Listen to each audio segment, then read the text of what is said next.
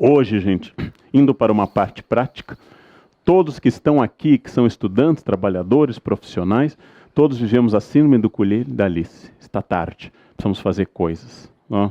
Saímos de um feriado segunda-feira, estamos em plena semana, está tarde, precisamos fazer coisas, tem que sair daqui, tem que fazer outra coisa. É aquilo que define, segundo Giddens, a falta de unidade entre espaço e tempo hoje. Eu estou sempre em outro lugar. Estou sempre pensando no compromisso seguinte, onde eu estarei hoje à tarde? O que eu vou fazer logo em seguida?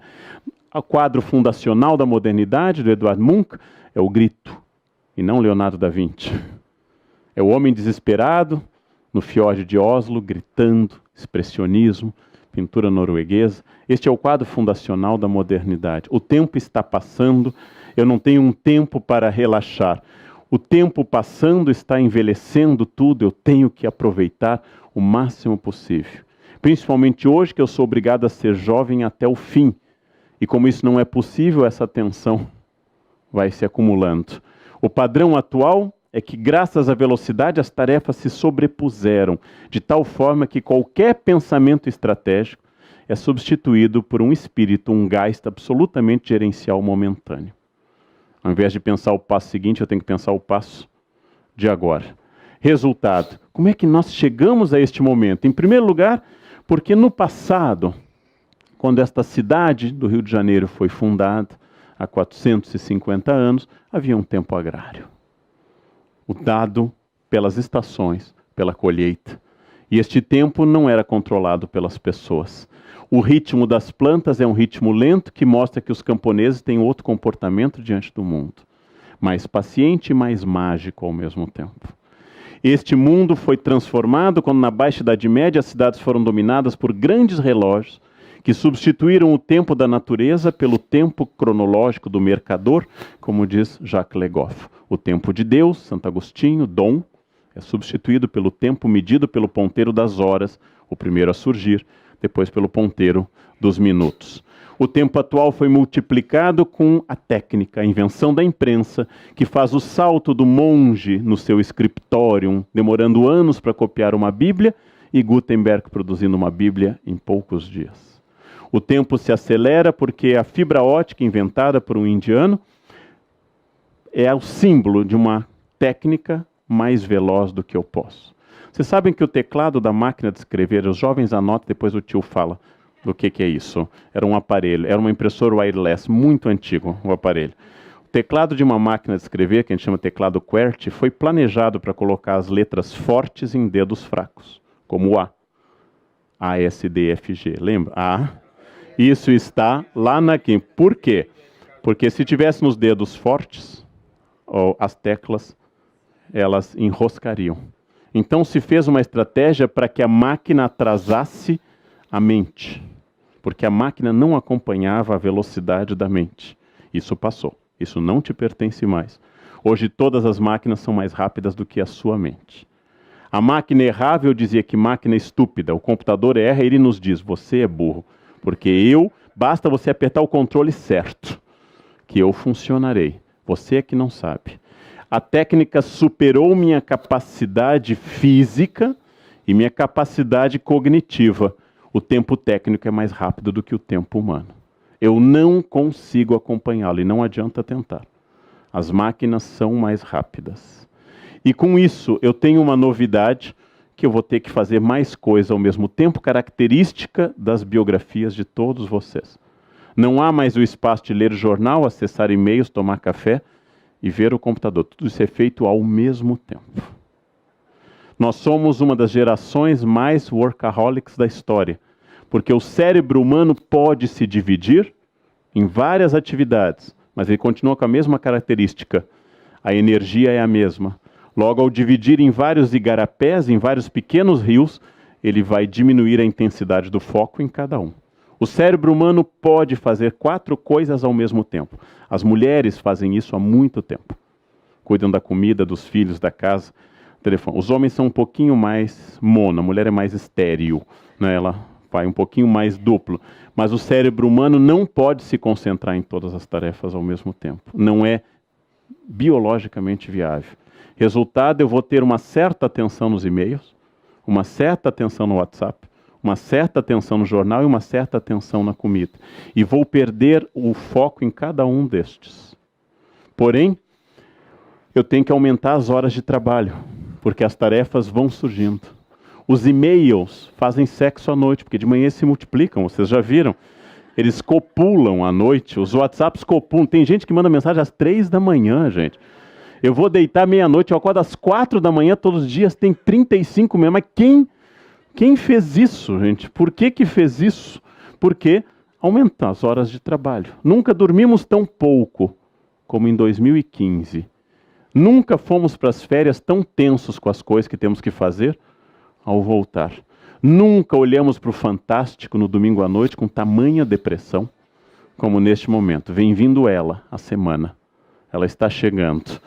E mais, ao ter tablets, celulares e todos os aparelhos, eu consegui o sonho do taylorismo do século XVIII e XIX, que apesar da taylorice ser uma teoria posterior, que é tornar o trabalhador em tempo integral. Ou seja, eu consegui uma linha de produção fordista que começa em Detroit e vem até a Tijuca. Eu consegui um trabalhador 100% envolvido no trabalho, mesmo em sábado, quando se manda mensagens para ele. Você já viu isso? Todos nós, como chefes e como funcionários. O resultado óbvio, complementando o que disse antes o Wagner, falando de até depressão, falta de foco, o cansaço fica maior, o sentido se esvazia. Porque é natural, usando a crítica que Chaplin faz num filme mudo, num período que o cinema já era falado, que quando eu não vejo o resultado imediato, quando eu tenho que matar um leão por dia ou por turno, que eu vou perder um pouco deste sentido. E com isso, eu saí deste mundo indígena, cujo grande objetivo durante milênios era conseguir o mínimo para sobreviver, o que levava o indígena só procurar mandioca quando a farinha estivesse esgotada, sem ideia de commodities ou mercados futuros da mandioca. O mundo do século XXI, essa carreira profissional e do casamento passaram a ser naturalmente escolhas pessoais, logo na minha responsabilidade. Porque no mundo que marido e mulher eram escolhidos pelos pais, neste mundo a minha responsabilidade era menor. Tudo passou a ser minha responsabilidade e a exigência aumentou muito. Aumentou enormemente, porque passamos a ser responsabilizados por tudo. Por exemplo, numa entrevista de emprego, a pessoa que está acima do peso é considerada preguiçosa. Ela tem que demonstrar força de vontade vai numa gordura entre 9% a 16%. Acima disso, falta força de vontade. Porque nós passamos a ter que acumular. Não basta mais sobreviver. Eu tenho que legar excedentes, como analisa o Piketty, para gerações futuras. Eu tenho que legar esse excedente. Eu tenho que conferir imóveis para minha vida ser bem sucedida. E a cada nova escritura que eu assino de imóvel, eu vou ficando um pouquinho mais conservador. E começa com isso, de que o empreendedor clássico passa a ser visto como o herói do nosso tempo. A pessoa que é o modelo, não importa a ética da sua biografia. Não importa essa ética. A tal ponto que eu posso dizer com clareza, muito importante para nós que trabalhamos, que trabalho se tornou, gente, o único suicídio ético do século XXI. Estou me matando de tanto trabalhar. E todo mundo balança a cabeça e tem uma reação bovina. Que bom. Se eu dissesse, estou me matando no crack, estou me matando na cachaça, todo mundo diz, que horror. Mas estou me matando de trabalhar. Gente, estou trabalhando como nunca. As pessoas balançam a cabeça. Esse é o genro que eu espero. Ou seja, isso é o suicídio ético de todas as pessoas. O suicídio ético é o trabalho. Nós temos o trabalho associado a dinheiro, a realização pessoal, que ele mede o indivíduo. Já que ao se encontrarem, as pessoas perguntam, como é que você está? Nossa, estou bem, comprei um apartamento em tal lugar. As pessoas medem o sucesso, não por uma língua aprendida, um instrumento musical novo, mas pelo acúmulo e pelo trabalho. Como é que está a sua vida? Fui contratado por uma grande empresa, acho que eu vou passar um tempo em Chicago. Então você está bem. E eu não estou criticando isso, estou apenas identificando essa característica. Ele ocupa todo o vazio. Mas você é uma pessoa chata. Mas estou ganhando bem. Eu sou um chato bem remunerado. que é diferente de um chato mal remunerado. Cria uma rede social e afetiva e atinge as férias. Férias hoje tem planilha, vocês sabem. Ninguém vai mais fazer um piquenique no aterro sem reservar um espaço debaixo da árvore. Ninguém mais viaja sem reservas. A minha geração viajou muito sem reservas. Chegava, como eu cheguei a Viena, não tinha nem ideia de onde eu ia ficar, começava a andar pela cidade. Aqui parece bom. O mundo mudou. O mundo mudou bastante. Mas ninguém mais deixa de fazer reservas. Nós vivemos nos antecipando a tudo e trabalhar passou a ser a medida essencial de tudo e o padrão de felicidade. Exclusão do trabalho, desemprego, é uma das grandes exclusões sociais. Eu li esse artigo que eu recomendo aos senhores, deste homem, Ezekiel Emanuel, que nos Estados Unidos lançou um artigo dizendo por que eu gostaria de morrer aos 75. O artigo é muito interessante, ele é um homem bem-sucedido, que diz que há uma curva de declínio de produção após 75, que é mais ou menos óbvio, até esperado, não? E ele diz então que o ideal, esse é ele, é que atingindo 75 todos morram. E eu fiquei refletindo que sociedade é essa que mede uma vida a partir do impulso produtivo. Que sociedade é essa que só vê beleza na árvore verde e não vê beleza no outono, que para mim é a estação mais bonita. Que sociedade é essa que não valoriza conhecimento, mas apenas plena saúde? 75 em geral, o encerramento da chamada maturidade com saúde. Né? Que sociedade é essa? A idade que Cora Coralina começou a lançar livros. Que sociedade é essa e faz isso? O artigo é muito interessante, se vocês acessarem na internet. Ele faz uma reflexão séria e não depressiva, mas é típica do nosso tempo. É típica do nosso momento. Porque ele diz isso. A primeira grande contribuição a gente dá aos 30 até os 40. E entre 30 e 45 nós estamos nas melhores contribuições profissionais, intelectuais, acadêmicas, eu acrescentaria sexuais e assim por diante. Depois começa um lento declínio. Um lento declínio. Só que ele está pedindo isso a partir dessa questão. Nossa última grande contribuição é os 60. Eu tenho 8 anos para fazer essa contribuição rapidamente. Porque depois disso... Já fez. Depois disso você vai ter que viver de juros, porque você não tem mais contribuição a fazer. Um dos grandes conselhos de São Bento, quando faz uma assembleia de beneditinos, na primeira organização política do Ocidente, que é a Ordem Beneditina, é juntar nessa assembleia monges idosos e jovens. Porque num, diz Bento, o Espírito Santo fala com força e sem prudência. No outro, o Espírito Santo fala mais fraco e com muita prudência. Então a junção deles impede que o caminho seja levado pela temeridade da juventude e pela excessiva prudência da maturidade. Eu acho esse um conselho fascinante. Dizem que a Discovery, o ônibus espacial, explodiu porque só havia otimistas na equipe.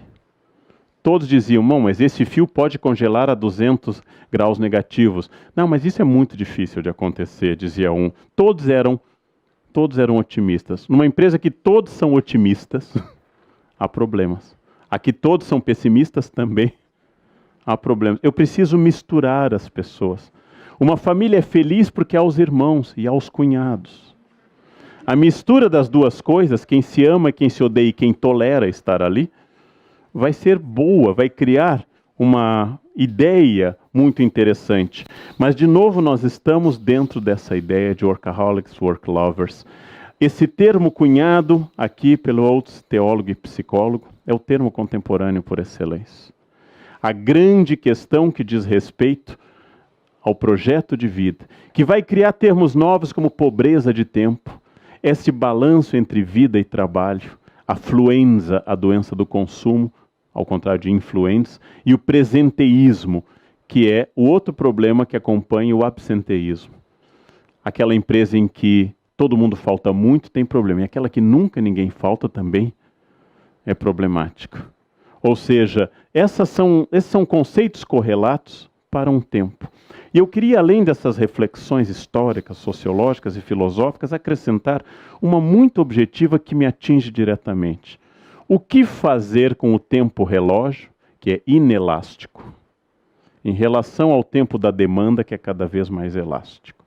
Como adaptar minha biografia ao meu dia? Como adaptar 24 horas às minhas demandas? Essa é uma questão que eu penso muito, tenho pensado com frequência. Este mundo líquido com tempo líquido. E a partir disso, o fato de que as coisas se acumulam e vamos nos tornando procrastinadores, palavra que se usa tanto em inglês e pouco em português. Os adiadores crônicos, os papeizinhos, os post-its que antes eram físicos, agora são virtuais no computador. As agendas, os lembretes para lembrar da agenda. Ver tal compromisso que antes bastava. As agendas se multiplicando. Primeiro conselho budista, e eu vivo indo à Ásia, e acho isso fascinante, esses conselhos budistas, é que a vida só é possível se você se concentrar intensamente numa tarefa primeiro. E quando lerem o jornal, leiam o jornal. E quando acessarem e-mail, acessem e-mail. E quando comerem, comam, inclusive refeições. Sejam focados. Focados naquele momento. Focados especificamente naquela atividade, porque só assim essa atividade será plena. Os budistas acham que a distração é um dos venenos do espírito. Eles sugerem, nos mosteiros de Wutaishan, que eu estive na China, que ao subir uma escada se faça o exercício de pisar um degrau, chegar inteiramente ao degrau e pensar, por que eu vim até aqui e o que eu quero? E depois, eu quero chegar lá em cima, não, vou ao degrau seguinte. Parece idiota, mas é uma maneira de vocês pararem de subir rapidamente, que é o início de um acidente. Como é possível que eu ande há mais de 50 anos, diariamente, e eu ainda tropece? Exatamente porque eu não foco. Exatamente na tarefa que eu mais treinei na minha vida. Segundo a minha mãe, comecei a andar com 11 meses, eu ainda tropeço depois de 51 anos. Quer dizer, é um aprendizado deficitário, sinal de que eu estou andando sem pensar. E hoje nós estamos fazendo praticamente tudo sem pensar. É fascinante, gente, que a gente só tenha como valor de vida aquilo pelo qual eu daria minha vida, duas coisas. A primeira, aquilo pelo qual todos nessa sala praticamente dariam a vida. Se alguém não der, não fale que fica feio, que é a família. Mataríamos pela nossa família. E sem muita culpa, inclusive. Se alguém invadisse nossa casa e agredisse quem amamos, mataríamos com certo prazer. Nós matamos porque família é um valor fundamental para todos. Quem não é, fique quietinho, depois fale com o seu psicólogo. Não venha à tona. O segundo valor, que é muito fascinante, pelo qual as pessoas arriscam a vida, é o celular. Elas digitam dirigindo. Quem digita dirigindo aumenta exponencialmente sua chance de acidente. Mas eu prefiro arriscar paraplegia a não responder no WhatsApp. Estou aqui, kkkk. Pensem nisso. Todo mundo que digita dirigindo está dizendo, minha vida não é tão importante quanto estar conectado. E tirando obstetras, gente, quem é que tem uma emergência tão grave? Tirando obstetras. Eu sou historiador, nunca há emergências. Ninguém me liga de madrugada. Quem construiu a pirâmide Miquel? Ninguém tem esse problema de madrugada. Eu sou historiador, né? Quem foi o ministro da Fazenda do governo Luiz XIII? Ninguém tem esse problema. Mas quem tem um problema de tal urgência? Quem é o gerente de uma empresa nuclear em que está sofrendo um problema no gerador? Quase todos os problemas não são urgentes, mas eu prefiro arriscar. Tudo isso. A multa, coisa leve, a um pequeno acidente mais grave, e a minha vida, para ficar conectado. Esse tempo líquido é fascinante. Eu vou indicar coisas que eu pensei para esse encontro, coisas que vocês podem ou não aproveitar, coisas que vocês devem adaptar à realidade de vocês, coisas muito claras para os próximos anos. A primeira, qual é a noção do tempo relógio da minha capacidade? Pela minha experiência, inclusive coordenando coisas em escolas, a maior parte das pessoas não tem clareza nisso. Você pode entregar para a semana que vem? Posso. Quase sempre não. Quase todas as pessoas não têm a correta relação entre seu tempo relógio e a sua capacidade. Por exemplo, quantas páginas eu leio bem por minuto? Se eu não tenho resposta a esta pergunta, eu não tenho resposta se eu posso ler o relatório até amanhã. Mas as pessoas dizem, eu posso. Ou, quantas horas eu necessito de sono regularmente? Algumas precisam de 4, 5, outras precisam de 8. Quantas horas minha concentração cai? Algumas pessoas isso decai em minutos, outras têm um foco maior. Concentração é uma educação. Se eu não tenho resposta para isso, eu não posso responder a nenhum chefe e a nenhum colega se eu posso fazer essa tarefa. Há pessoas que não podem atravessar a noite trabalhando. Há pessoas que podem. São respostas muito objetivas para eu administrar meu tempo. E a primeira delas é: qual é o limite da minha capacidade? Em que eu preciso de ajuda, às vezes química, café, por exemplo, Red Bull. Vamos parar por aqui, que o Supremo ainda está debatendo o restante. Bem, multitarefas. Eu posso focar? Eu posso fazer duas coisas ao mesmo tempo? Eu estou inclinado a pensar que isso tem a ver com alguma habilidade prévia que pode ou não ser desenvolvida. Há pessoas que conseguem ver várias coisas ao mesmo tempo e há pessoas que não conseguem. E eu posso treinar um pouco isso. Eu posso focar ou eu posso dividir. Eu tenho que saber que é mais produtivo não atender celular e responder a e-mails do que fazer as duas coisas ao mesmo tempo. Bem, terceiro, mudar o tipo de tarefa, priorizar. É um conselho do Exército americano num famoso quadro. Quais são as tarefas urgentes? Quais são as tarefas não urgentes? Quais são as tarefas de médio e longo prazo? O que eu tenho que decidir para agora ou para daqui a alguns anos. Quarto, evitar sempre a tarefa seguinte. Ela é o envenenamento da atual. Se eu estiver aqui falando com vocês, onde eu creio estar, na minha consciência, inteiro, e não pensando no meu voo à tarde para Salvador, na palestra da noite e amanhã, eu vou tornar este momento ruim para vocês e para mim. E não vou melhorar o momento seguinte. Estar onde eu estou, concentrar-se.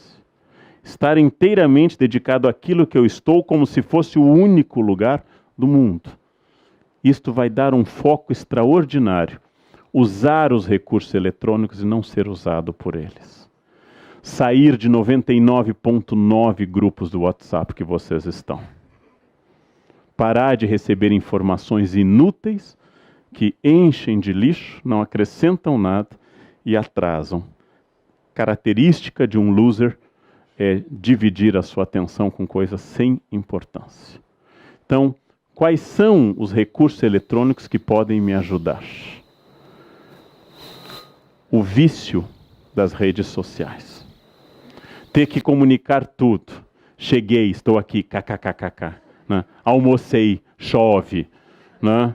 Pensem quais são as informações relevantes que eu preciso dar. E quais são as irrelevantes. E deixem os outros trocar informação o dia inteiro sobre o nada. E foquem naquilo que só vocês podem fazer. É um vício. Não é o patrão que tem que barrar o Face, gente. São vocês que têm que barrar o Face. São vocês que têm que estabelecer um filtro. Se vocês somarem as horas dedicadas ao Face, pensem no que representa de fato. Ou qualquer outra rede. Quando eu tenho muitas tarefas, é bom diversificá-las. O corpo e o cérebro respondem muito bem a uma atividade física, seguida de uma atividade intelectual, seguida de uma atividade afetiva.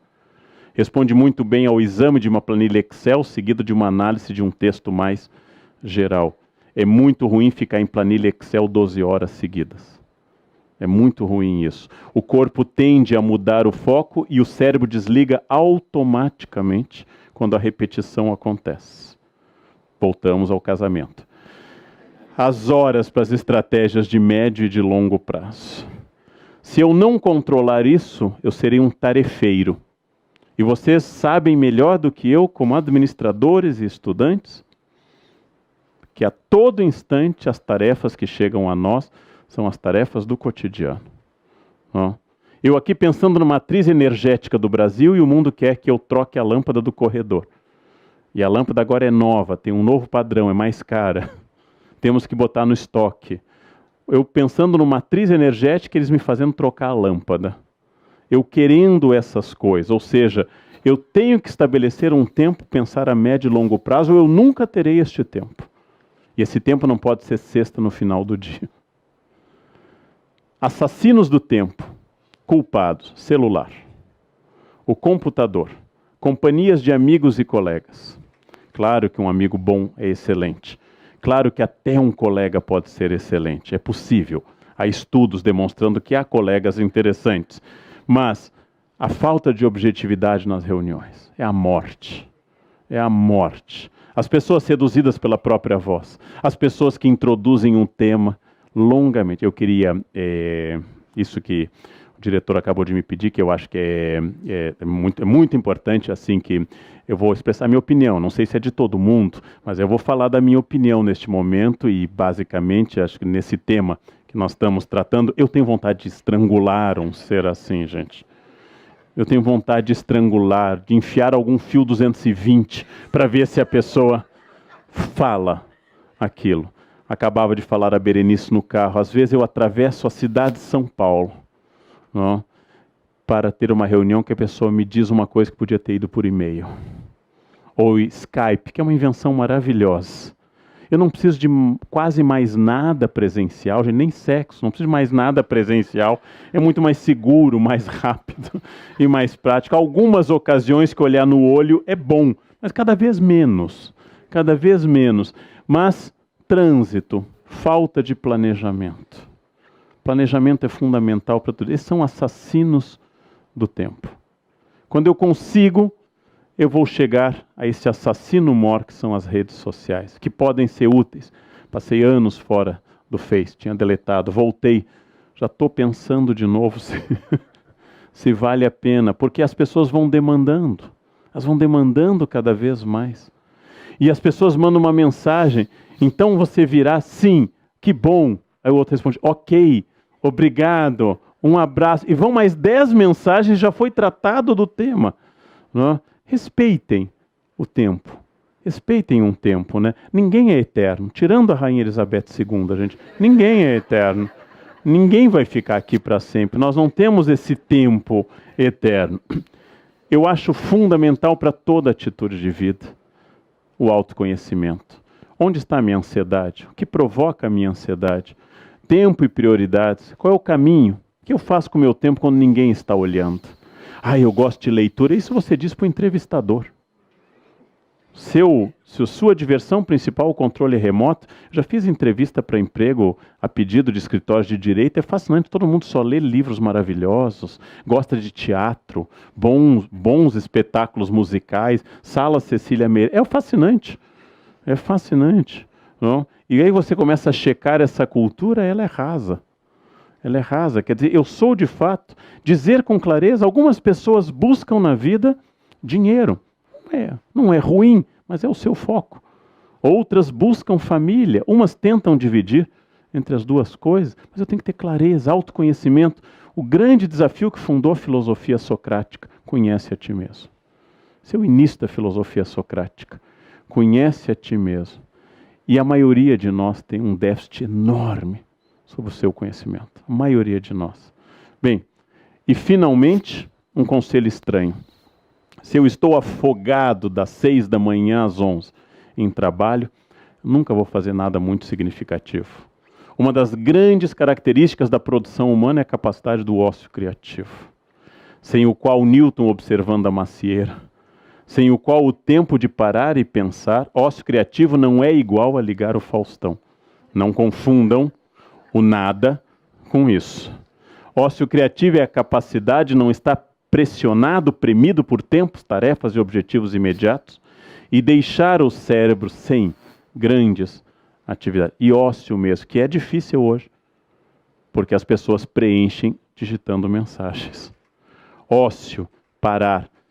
Já pensaram revolucionariamente em ligar uma música em casa, sentar-se no sofá e começar a escutar essa música sem ser o fundo de alguma coisa? Mas escutar a música, acompanhá-la, seja ela clássica, MPB, acompanhar essa música, observar a letra, deixar-se influenciar. É aquilo que o seriado House trabalha há anos, né? Ele pensa e nunca resolve. De repente, olhando para um bebedouro, ele vem, é lupus. Ou seja, aí vem a ideia. Ócio criativo pode ser estimulado na defesa, por exemplo, do genro de Karl Marx, Paul Lafargue, que escreveu o livro Direito à Preguiça. Um livro clássico, um livro do século XIX, do genro de Karl Marx. O Direito à Preguiça.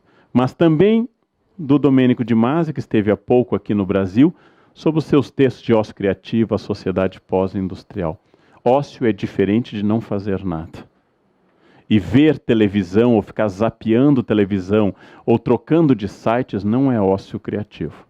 Isso é tédio, que é outra coisa. Tédio é outra coisa. No final, importantíssimo, o relógio é absoluto.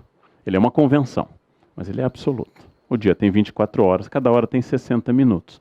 Não importa o que eu faça. Ele continuará assim. É uma convenção, mas é uma convenção sólida.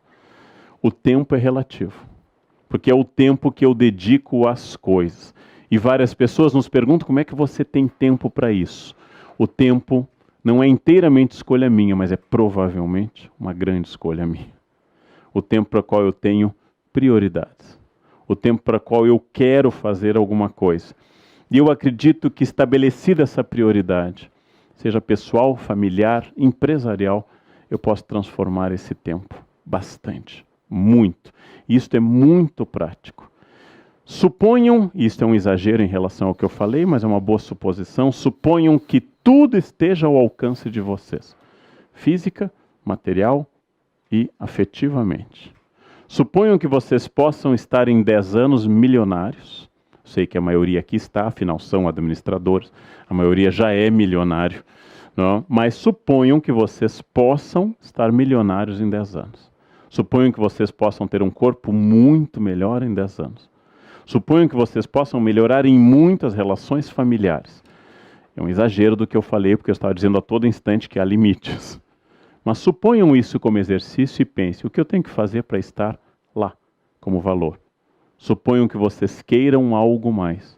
A todo instante o mundo nos oferece essas possibilidades. E eu sou obrigado a pensar. No espaço de 2 meses, recebi 3 convites para entrar na política. Isso me levou a uma reflexão. É o que eu quero? É o que eu quero? Meu pai foi político. Ele estava no momento, ele nos disse, eu preciso sair, porque eles estão chegando no meu preço. Em determinado momento ele disse isso na década de 60. Era um outro momento da história do Brasil, muito diferente de hoje. Havia muita corrupção no início da década de 60. Ele disse, eu preciso sair, né? Meu pai era do PL, do Partido Libertador. Então, eu preciso sair disso, né? Tudo isso, eu tenho que responder essas questões. E eu respondi claramente. O que me deixa feliz é ensinar e escrever. Eu não tenho vocação para a política. Não tenho gosto. E tenho medo de adquirir esse gosto também. Tenho que dizer, tenho medo. Tem coisas que eu acho que podem me seduzir, então é melhor evitar. É melhor evitar, não? E isto é uma dessas coisas. Em tudo, ser senhor de si.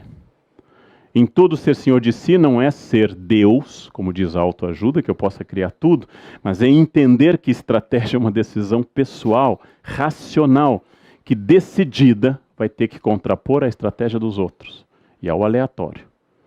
Citando Sartre, não importa o que a vida fez de você, mas o que você fez com o que a vida fez de você.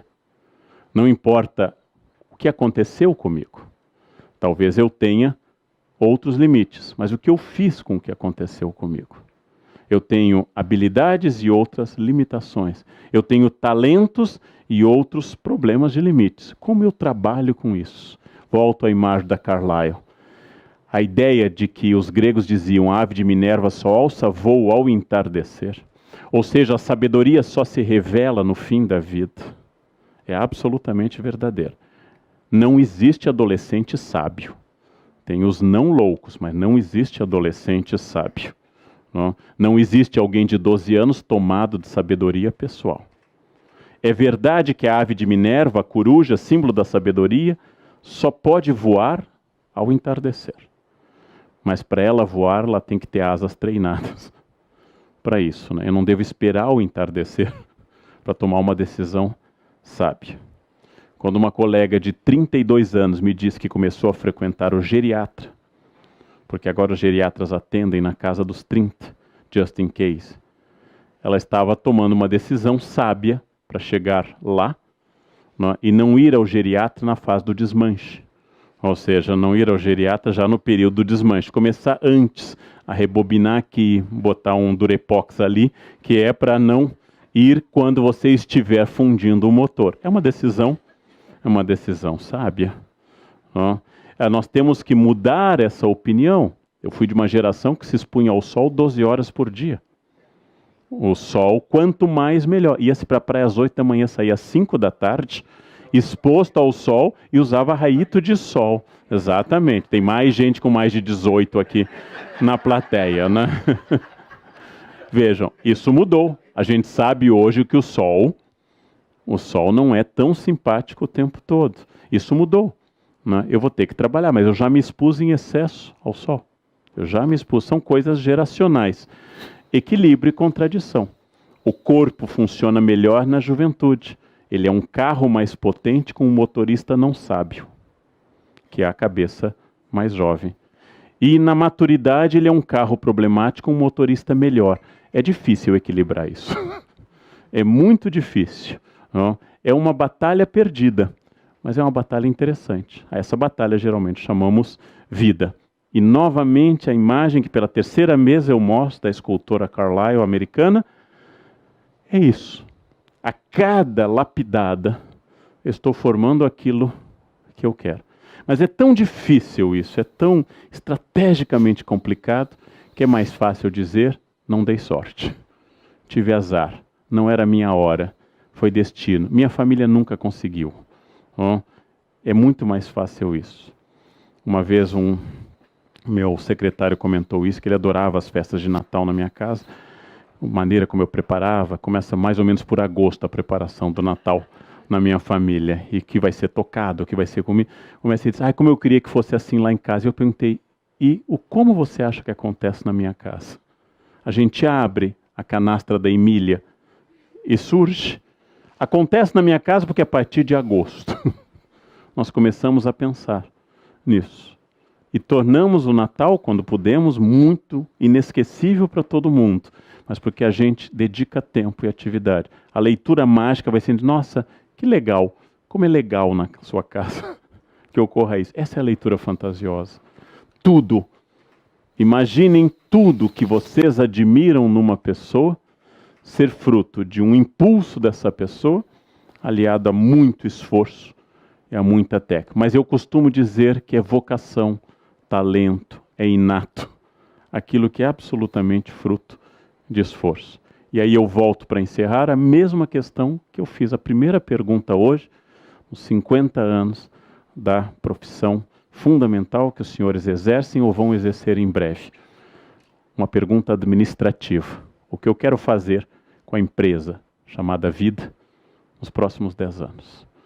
Quando eu conseguir responder a isso, serei um bom administrador e provavelmente uma pessoa mais integrada, mais total a este respeito. A isso eu chamo estratégia. Mais uma vez, parabéns aos senhores pelo dia de hoje e muito obrigado pelo convite de estar presente nessa ocasião tão especial desse Jubileu de Ouro. Muito obrigado. Obrigado.